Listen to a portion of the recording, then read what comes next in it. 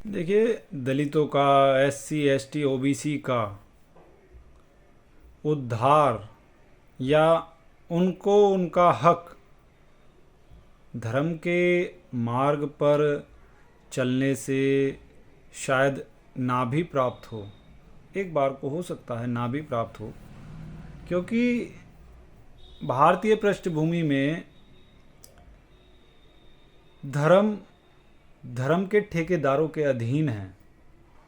इसलिए उन्हें अंबेडकर, डॉक्टर भीमराव अंबेडकर बाबा साहब के बताए हुए मार्ग पर चल करके अपने उद्धार या उत्थान का प्रयास करना चाहिए।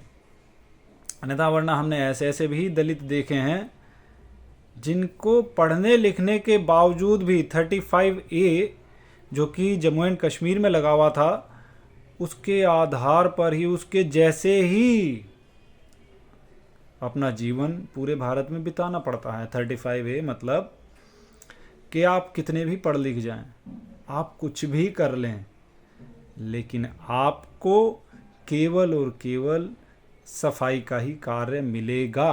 That is 35A। पर जो है जब वो हटा तो धारा 370 हटी, तो साथ ही साथ उसके 35A को भी हटा दिया गया। लेकिन भारत में चाहे 35A लगा हो या नहीं, केवल जम्मू और कश्मीर की बात नहीं है, पूरे भारत में आज भी ऐसा ही हो रहा है, जहाँ पर दलित, एससी एसटी, एससी के विशेष रूप से बच्चे कितने भी पढ़ लिख जाएं, लेकिन उनको दिखाया एक ही रास्ता जाता है और दूसरा नहीं, बिल्कुल भी। इसलिए आपका, यदि आप भला चाहते हैं तो मार्ग तो आपको बदलना ही पड़ेगा। मैं ये नहीं कह रहा हूँ कि धर्म एक बुरी चीज़ है। धर्म बहुत अच्छी चीज़ भी है। जो सच्चाई से, ईमानदारी से उसके मार्ग पर चलते हैं तो उन्हें प्राप्त भी होता है जो उसके अनुसार है। लेकिन दलितों, एससी एसटी ओबीसी जो विशेष रूप से दबे कुचले वर्ग हैं, हो सकता है उनका भला ना हो। और यदि आपको यह बात तब समझ में आई जब समय बीत जाए, तो आप at the end of your life आपको ऐसा लगेगा जैसे आप ठगे हुए से हैं। आपको अपने जीवन में ठगा हुआ सा ही महसूस किया जाएगा, लगेगा। दोस्तों, जीवन बहुत अनमोल है। अब पूरे जीवन भर यदि आप प्रयास करते रहें और आपको कुछ मिले ही ना, कर्म करते जाएं, फल मिले ही ना, फल की चिंता नहीं कर रहे हैं क्योंकि आप, तो आपका कर्म का फायदा क्या होगा? फिर आपको दूसरा ज्ञान प्रदान कर दिया जाएगा। लेकिन यदि आप अंबेडकर के मार्ग पर चलते हैं तो आपको आपके हक का मिलने की उम्मीद रहेगी। डॉक्टर भीमराव अंबेडकर स्वयं एक आदर्श हैं। एक जो उनका जीवन रहा है, एक आदर्श जीवन रहा है उन लोगों के लिए जो कि दबे कुचले, एससी एसटी ओबीसी के वर्ग के लोग हैं। इसलिए आपको अपना मार्ग चुनना तो पड़ेगा ही। आज नहीं चुनेंगे, कल चुनेंगे, अन्यथा आप भी ढाक के तीन पात वाली बात हो जाती है कि at the end of your life आप अपने आप को ठगा हुआ से महसूस करेंगे। पूरे जीवन भर आप मेहनत करेंगे, संघर्ष करेंगे, जी तोड़ मेहनत करेंगे, लेकिन आपको उतना सब भी प्राप्त नहीं हो पाएगा जिससे आप, जितना आपसे कम योग्यताधारी और उच्च वर्गधारी को प्राप्त हो जाएगा। आपका और आपके परिवार का जीवन पूरी तरह से अस्त व्यस्त और नष्ट ही रहेगा। इसीलिए इस वर्ग को बहुत ध्यान देने की आवश्यकता है और बहुत ही सावधानी से चलने की आवश्यकता है, क्योंकि समीकरण भारतीय पृष्ठभूमि में बहुत तेज़ी से बदल रहे हैं और इन बदलते समीकरणों में आप दोबारा गुलाम बन जाओ तो इसमें अचंभित मत होना। जो ये समय और समीकरण बदल रहा है, इनमें विशेष रूप से बहुत कुछ ध्यान रखने की आवश्यकता है। बहुत सारी विषयों को ध्यान में रखने की आवश्यकता है, क्योंकि आज भी आप ऐसे अनगिनत SC ST के बच्चों को देखेंगे, दलितों के बच्चों को देखेंगे जो कि पढ़ने लिखने के बाद भी उतना भी प्राप्त नहीं कर पाए हैं जितना कि उनके साथी विद्यार्थी जो कि उच्च वर्ग के थे उन्होंने प्राप्त कर लिया। क्योंकि साधारण सी यही बात है कि भैया चप्पे चप्पे पे जिसका बाप है सफलता पे उसका हक है। अब SC ST OBC के माँ बाप तो बेचारे मजदूर हैं, वो तो चप्पे चप्पे पर नहीं बैठे हैं, वो तो मेहनत मजदूरी करते फिरते हैं।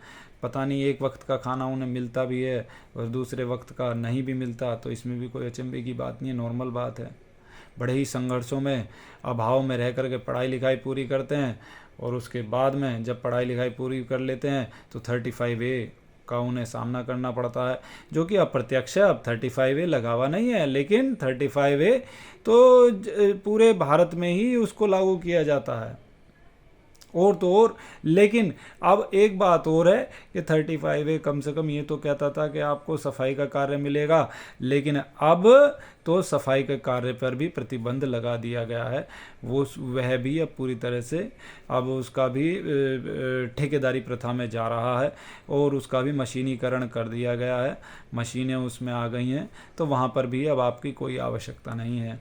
यानी कि देश को एक भयानक दौर की ओर ले जाया जा रहा है कुछ विशेष वर्गों के द्वारा, और यह देश में केवल और केवल अराजकता ही फैलाएगा।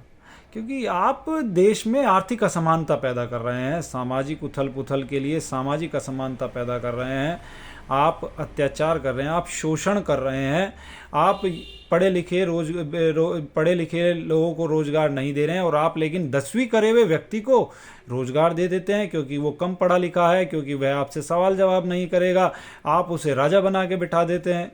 क्योंकि आपको ऐसा व्यक्ति चाहिए जो कि आपकी हाँ में हाँ मिला सके, आपके लिए आपसे सवाल ना कर सके। Yes sir, yes sir, yes ma'am, yes ma'am, बस। इससे आगे अगर जो किसी ने कुछ कहा तो भैया अपना बोरिया बिस्तर उठाओ और आपकी नौकरी खत्म। तो दोस्तों, पुनः मैं यही कहना चाहूँगा, बाबा साहब भीमराव अंबेडकर के मार्ग पर चलें। मैं ये नहीं कहता कि आप किसी राजनीतिक विचारधारा को अपनाएं, राजनीतिक विचारधारा एक अलग विषय है। बाबा साहब भीमराव अंबेडकर का मार्ग एक स्वतंत्र मार्ग है, एक आज़ाद मार्ग है। उस मार्ग को अपनाते हुए चलें और निश्चित ही आपको भी सफलता प्राप्त होगी, आपको भी वह सब चीज़ मिलेगी जिस पर आपका हक है। Thank you very much. बस मैं ज़्यादा ना बोलते हुए अपनी वाणी को यहीं विराम दूंगा। आपका दिन शुभ हो और प्लीज़ चैनल को लाइक और सब्सक्राइब भी करते रहें, जिससे हमें प्रेरणा मिलती है कि हम नित नए विचार आपके साथ साझा करें और स्वतंत्र विचार साझा करें। इसका हम विशेष रूप से ध्यान रखते हैं, क्योंकि जैसा कि आप जानते हैं आज के समय में मीडिया बिका हुआ है, सब चीज़ बिकी हुई है, न्यूज़पेपर बिके हुए हैं, प्रिंट मीडिया बिका हुआ है, और जो भी खबर या जो कुछ भी आप देख रहे हैं यह एक कोरी कल्पनाएं हैं, बनावटी है। आपके हर एक गतिविधि पर नज़र रखी जा रही है। आप देख सकते हैं चप्पे चप्पे पर कैमरे लगे हुए हैं, तो आपके अनुसार, जैसे सुना है ना आपने, गूगल आपके इंटरेस्ट के अनुसार आपको पोस्ट दिखाता है, या यूट्यूब आपको आपके इंटरेस्ट के अनुसार आपको पोस्ट दिखाता है। ठीक वैसे ही आपको प्रिंट मीडिया, न्यूज़ और जितने भी मीडिया हैं और जो कुछ भी आप देख रहे हैं, ये सब बनावटी और कोरी कल्पनाएं हैं। इनका वास्तविकता से दूर दूर तक कोई नाता नहीं है। इसलिए हमारे चैनल को ज़रूर लाइक और सब्सक्राइब करें यदि आप वास्तविकता और सच्चाई से जुड़े रहना चाहते हैं। हाँ, इन स्वतंत्र विचारों को आपको हो सकता है कि आप मेरे द्वारा दिए गए स्वतंत्र विचारों को अपनाने से थोड़ा झिझकें या हिचकें, या फिर उन पे सवाल आप भी उनसे सवाल जवाब खड़े कर सकते हैं अपने आप के, ये बात ऐसे वैसे। लेकिन ध्यान रखिए कि ये स्वतंत्र विचारों की विशेषता होती है कि वह जब नवीन विचार आते हैं तो वह पुराने विचारों पर संघर्ष का रूप अप्लाई कर देते हैं, संघर्ष अप्लाई कर देते हैं, क्योंकि फिर कॉन्फ्लिक्ट पैदा होता है पुराने विचारों और नवीन विचारों में।